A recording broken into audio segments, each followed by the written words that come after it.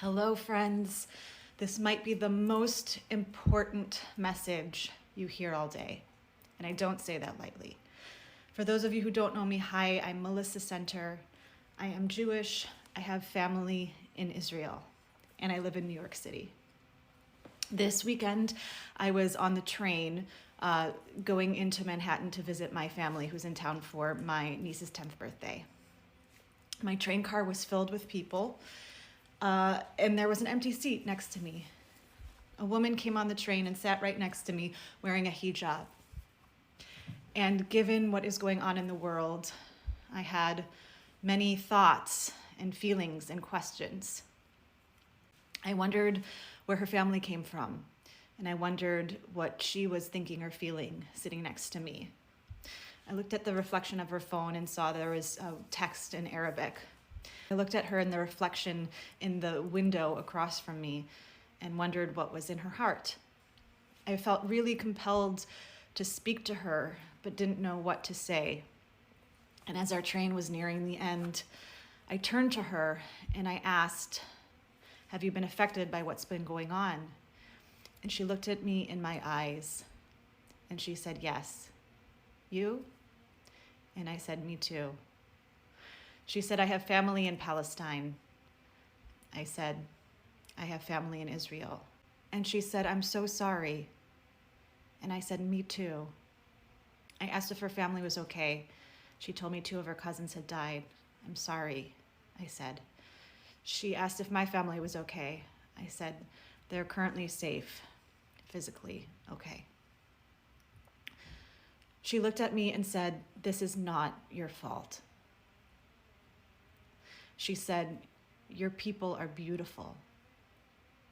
She said, "We're so much more alike in our faiths." I said, "I know." My eyes started welling up with tears and she said, "You look like you're about to cry." I said, "I am." I said, "Can I hug you?" And she said, "Yes." So I embraced her. We couldn't stop saying, "I'm sorry." Neither of us knew what to do. She didn't feel like she had hope for the future of peace. She told me she felt guilty having been born in the United States when her family was born there. I said, "But you are here and that's okay." I said, "I think it starts here with us, you and I." I asked, "What is your name?" And she asked mine. And we got off at the same stop and stood there and looked at each other. And we hugged one more time and we went our separate ways. This encounter brought me so much hope and reminded me that we are all human beings and we just all want to be seen, heard, to be safe in our homes, regardless of what side you're on. What I'm seeing out there needs to stop. The rhetoric I'm seeing is inflammatory and oftentimes false. I know the Palestinian people are in pain. I can speak as a Jewish person. Myself, my family, and my community is in pain. For those of you thinking that what you're doing is helpful to a particular cause, it's not. It's hurting people. It's hurting me. Anti-Semitism is on the rise.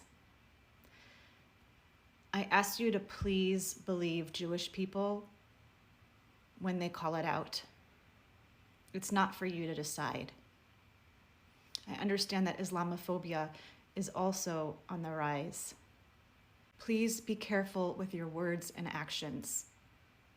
My liberal friends, you may think in your hearts what you're doing is right.